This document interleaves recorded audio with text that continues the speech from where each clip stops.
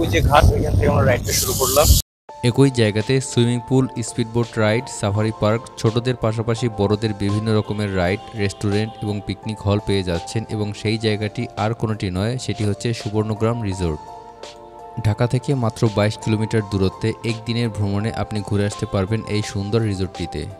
আজকে আমরা এই সুন্দর রিসোর্টটি ঘুরে দেখব এবং সেই সাথে কিভাবে যাবেন, সেখানে কি আছে, কেমন খরচ হতে পারে সেই বিষয়ে বিস্তারিত জানার চেষ্টা করব।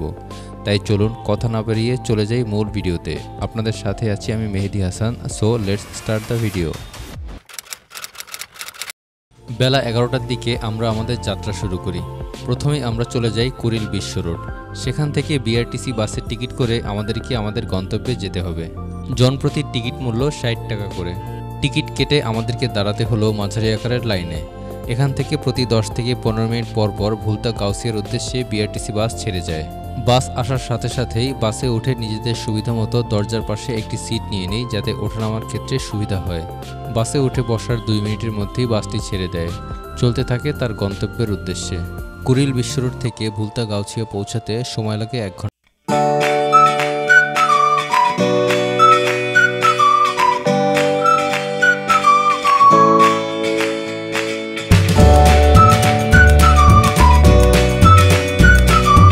সকল যাত্রীকে এই চৌরাস্তার মোড়ে নামিয়ে দেয়। বাস থেকে নেমে এখান থেকে আমরা একটি রিক্সা নেই সুবর্ণগ্রামের উদ্দেশ্যে।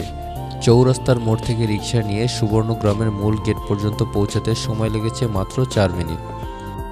বাসে হচ্ছে আমাদেরকে একটা বাস স্ট্যান্ডে নামিয়ে দিয়েছে, ওখান থেকে রিক্সা এখানে আসলাম, রিক্সা এখানে নামিয়ে দিল। রিক্সা চাইলে ভিতরেও নিতে পারবেন। এই হচ্ছে মূল গেট সুবর্ণগ্রামের। এখানে রিক্সা ভাড়া নিয়েছে 30 টাকা। আমরা ভিতরে যাই, চলুন।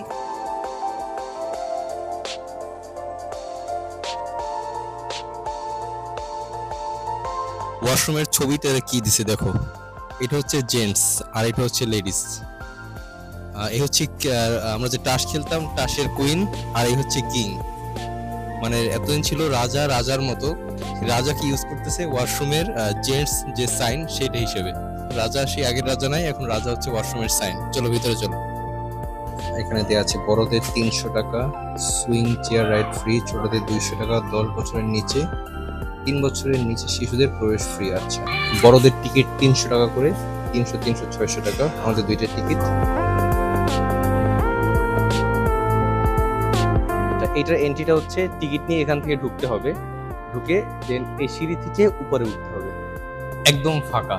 আমরা যে সময়টা আসলাম এখন দুপুর 2:30টা, কোনো বন্ধের দিন নয়, সাপ্তাহিক কর্মদিবস আজকে।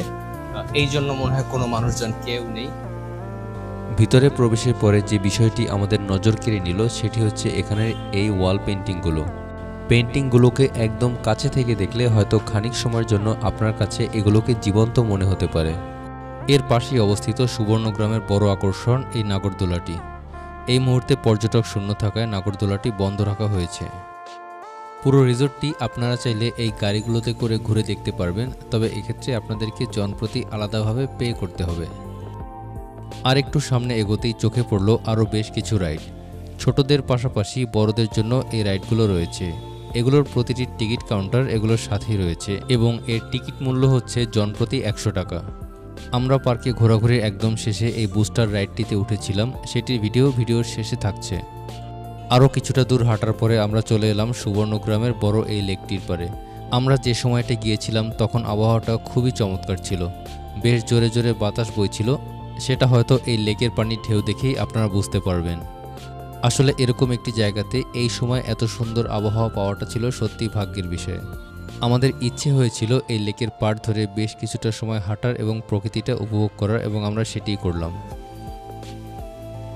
লেকের পাড়ে হাঁটাহাঁটি শেষে আমরা চলে এলাম এই পার্কের আরও একটি বড় আকর্ষণ, এই সুইমিং পুলটি।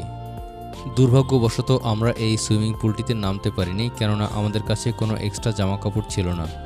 তারপরও বেশ কয়েকবার ভেবেছিলাম যেটা পরা আছে সেটা ভিজিয়ে এই পুলে নামার জন্য, কিন্তু তারপরেও আর নামা হলো না। আসলে এমন সুন্দর আবহাওয়ায় পুলে না নামার আফসোসটা থেকেই গেল।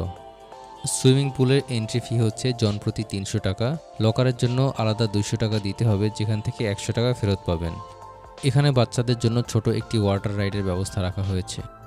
আরেকটি জিনিস, সুইমিং পুলে ব্যবহারের জন্য তারা এখানেই একটি স্টলে হাফ প্যান্ট এবং টি শার্ট সেল করে। আপনারা যেটাই কিনবেন প্রতি পিস 250 টাকা। লেকের সীমানা থেকে বের হয়ে আমরা দেখতে পেলাম এখানে সুন্দর একটি রেস্টুরেন্ট তৈরি হচ্ছে। কৌতূহলবশত ভিতরে ঢুকে গেলাম আর দেখতে পেলাম ভিতরটা অনেক সুন্দর এবং সম্পূর্ণ আলাদাভাবে তৈরি করা হচ্ছে।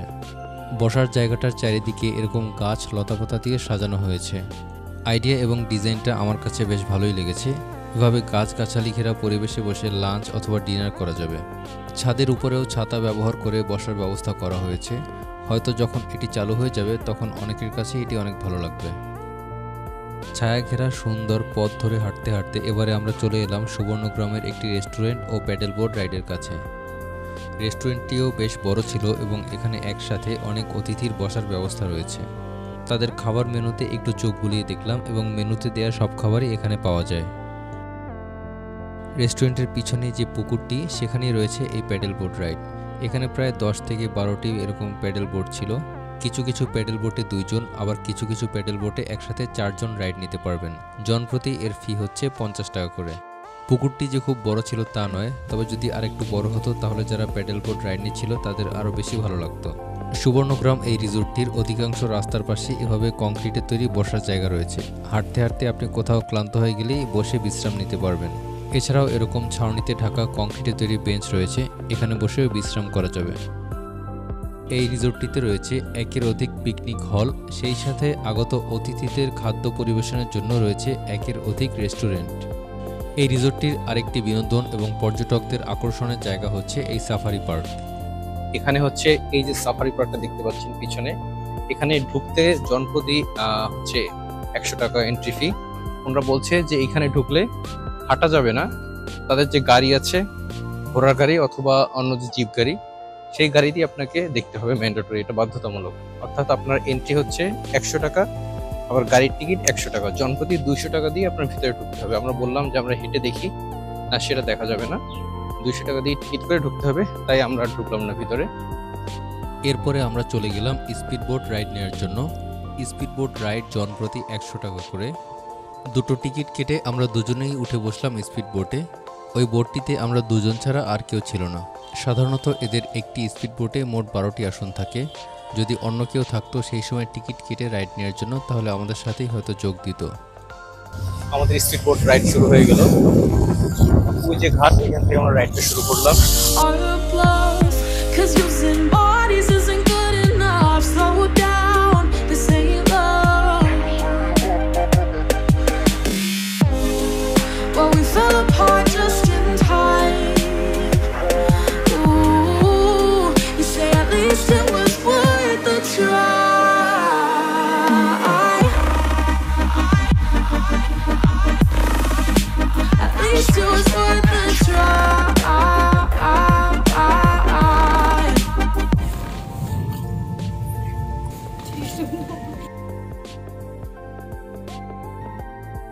এখানে লাইফ জ্যাকেট রাখা ছিল, নিজের সেফটির জন্য লাইফ জ্যাকেট ইউজ করতে পারেন।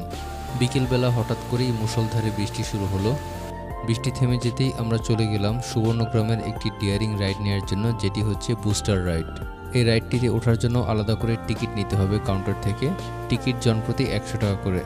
একটি মজার বিষয় হচ্ছে, যেখানে অনেক অ্যাডাল্ট পারসন এই রাইডটি নিতে ভয় পাচ্ছিল, সেখানে আমার পাশে দুটো বাচ্চা মেয়ে এই রাইডটি নিতে উঠে যায়। এরপরে আমরা প্রস্তুতি নিতে থাকি। Ride started.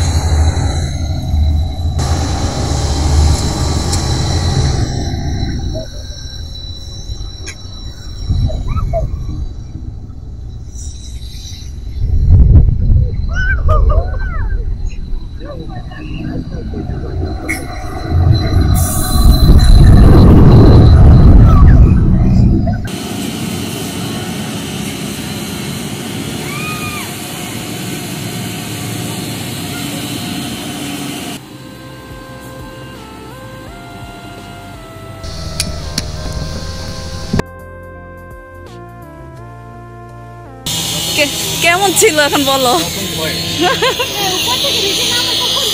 আমার হচ্ছে যখন উপরে উঠে গেছে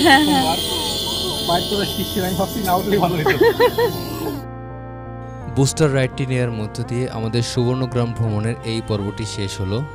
রাইডে ওঠা, ঘোরাঘুরি, স্পিডবোট রাইড সবকিছু মিলিয়ে অনেক সুন্দর একটি সময় কেটেছে এই সুবর্ণগ্রাম রিসোর্টটিতে। আসলে এই রিসোর্টটি এতটাই বড় যে এটি পুরোটা ঘুরে দেখতে হলে আপনার পুরো একটি দিন চলে যাবে। সবিশেষে আজকের মতো বিদায় নিচ্ছি। আশা করি ভিডিওটি আপনাদের কাছে অনেক ভালো লেগেছে। সুবর্ণগ্রামের বিষয়ে যদি কোনো কোশ্চেন থাকে তাহলে অবশ্যই কমেন্ট করে জানাতে পারেন। আর অনুরোধ করব, আপনি এই চ্যানেলটিতে নতুন হলে ভিডিওতে একটি লাইক দিয়ে চ্যানেলটিকে এখনই সাবস্ক্রাইব করে নিন। আবার দেখা হবে পরবর্তী নতুন কোনো ভিডিওতে। ততক্ষণ পর্যন্ত ভালো থাকবেন, সুস্থ থাকবেন। আল্লাহ হাফেজ।